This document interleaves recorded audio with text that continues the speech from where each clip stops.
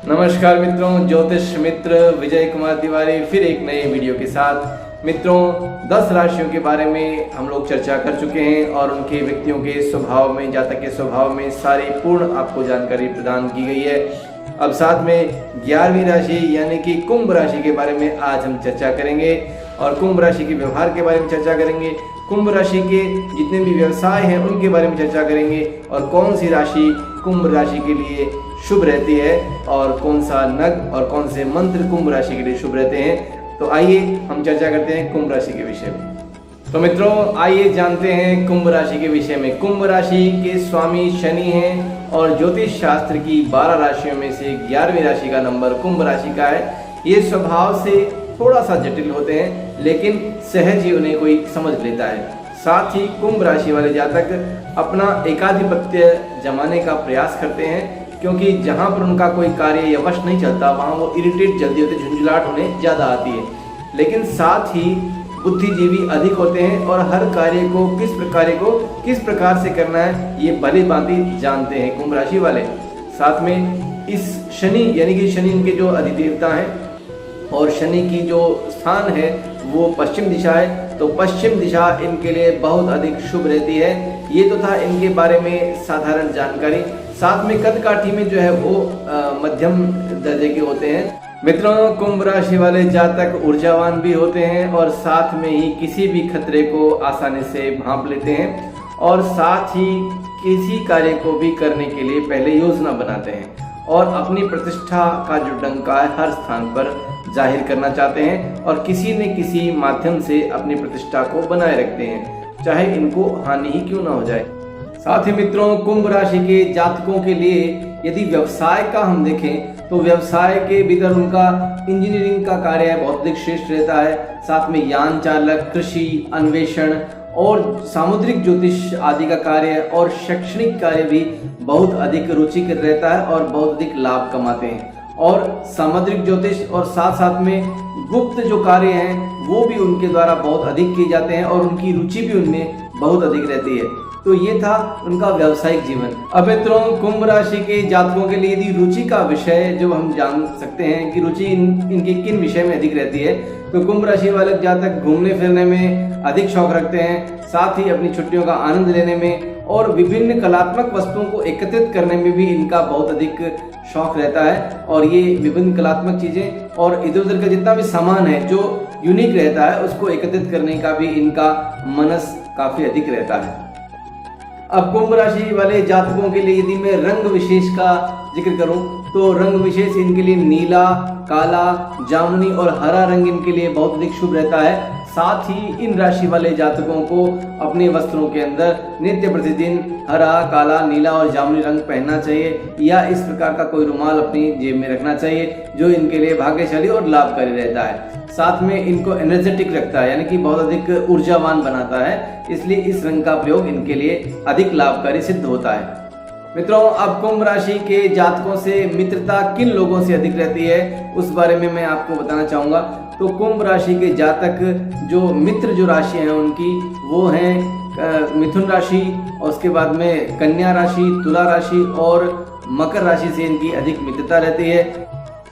साथ ही मेष राशि, कर्क राशि, सिंह राशि और वृश्चिक राशि से इनकी शत्रुता या मेल नहीं खाता है। बाकी जितनी भी राशियां हैं उनमें से सम व्यवहार रहता है। तो ये किसी भी जातक विशेष के लिए नहीं रहता, लेकिन व्यवहारिक खुद के बुद्धि कौशल पर भी कार्य करता है। और सभी राशियां, 12 राशियां यानी कि करोड़ों अरबों लोग जो हैं पूरे संसार में हैं, लेकिन अपने व्यवहारिक और संस्कार के ऊपर जो है डिपेंड करता है। साथ ही इनका जो दिशा होती है वो पश्चिम दिशा इनके लिए शुभ रहती है, क्योंकि पश्चिम दिशा का स्वामी शनि होता है और शनि जो है सायंकालीन बलवान रहता है। तो इनकी जो शक्ति भी है वो सायंकालीन अधिक जो है वो बलवान रहती है या कोई भी कार्य सायंकाल में ही करते हैं तो इनको अधिक लाभ प्राप्त होता है। अब मित्रों, कुंभ राशि वालों के जातकों के लिए मैं शुभ नग की चर्चा करूंगा। तो शुभ नग उनके लिए नीलम जो है बड़ा शुभ नग रहता है और किसी भी अच्छे मुहूर्त से नीलम सोने में धारण किया जा सकता है। साथ ही यदि नीलम न पहन सके तो नीली, बेरूज और दुधिया आदि जो पत्थर आते, स्टोन आते हैं वो भी प्रयोग किए जा सकते हैं।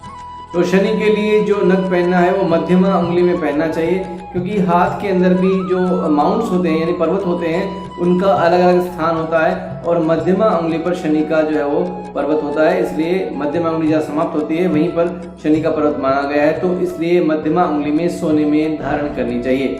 साथ ही इस नग को पहनने से पहले किसी विशेष जानकार ज्योतिषी से सलाह लेनी चाहिए कितने रत्ती का पहनना है, क्योंकि ये सब आयु के ऊपर निर्धारित करता है। जितनी आपकी आयु उसके अनुसार ही वह नग पहनना चाहिए।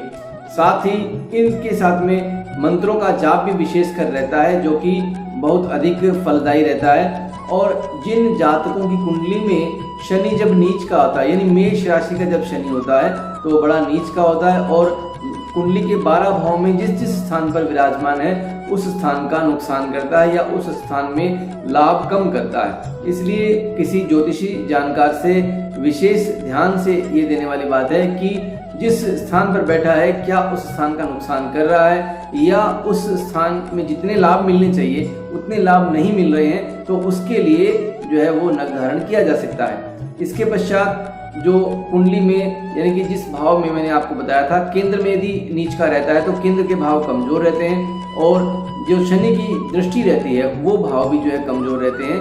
तो जहाँ पर शनि वक्रीय हो या नीच का हो तो वहाँ फलदायी कम रहता है। इसलिए ये नग पहनने से पहले विशेषकर ज्योतिषी से सलाह लेनी चाहिए। इसके पश्चात अब मैं मंत्रों का जिक्र करूंगा। ओम शम शनिश्चराय नमः। इसका उच्चारण यदि हम नित्य प्रतिदिन करें प्रातः काल में या फिर जो है शनि का जो है, क्योंकि ऐसा कहा जाता है कि शनि का उदय सायंकाल में रहता है, तो सायंकाल में पीपल के पास एक दीपक जला के सरसों के तेल का और ओम शम शनिश्चराय नमः का जाप करना चाहिए, यानी 108 बार तो कम से कम करना चाहिए। और जो है पीपल को परिक्रमा लगानी चाहिए। तत्पश्चात जो है वो धूप अगरबत्ती करके और जो है शनि भगवान को प्रणाम करना चाहिए। और यदि शनि भारी है तो उसमें जो है बहुत सारी चीज़ें दान भी की जा सकती हैं। और शनि का जो कार्य है वो लोहे से संबंधित भी रहता है। तो यदि शनि कमजोर है तो मध्यमा उंगली में काले घोड़े की नाल का छल्ला बनवाकर, पर छल्ला ध्यान रहे कि लोहे को गर्म कर कर फिर नहीं बनाया जाए, ठंडे लोहे में यानी कि जो घोड़े की नाल होती है उसको ठंडे लोहे में ही काट कर जो है वो पहनने चाहिए, वो ज़्यादा अधिकतर लाभ प्रदान करती है।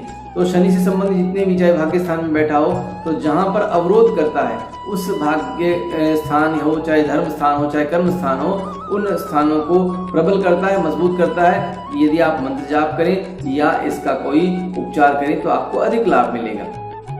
अब मैं शनि के लिए कुछ दान बताना चाहूँगा कि यदि आपको शनि भारी है कुंडली में, किसी ज्योतिषी से सलाह के बाद में ये पता लगता है कि आपकी कुंडली में यदि शनि आपको नुकसान कर रहा है या आपके कार्यों में जो है वो निरंतर अवरोध उत्पन्न कर रहा है, तो उसके लिए आपको जो है शनि के लिए दान भी करना चाहिए। इसमें काले तिल हैं, सरसों का तेल है और काली उड़द जो साबुत उड़द दान की जाती है, काला वस्त्र दान किया जाता है और लोहे की कुछ कील वगैरह दान की जाती है। तो किसी जानकार ज्योतिषी से सलाह के बाद में आप निश्चित मुहूर्त से ये दान कर सकते हैं, तो आपको निश्चित ही लाभ मिलेगा।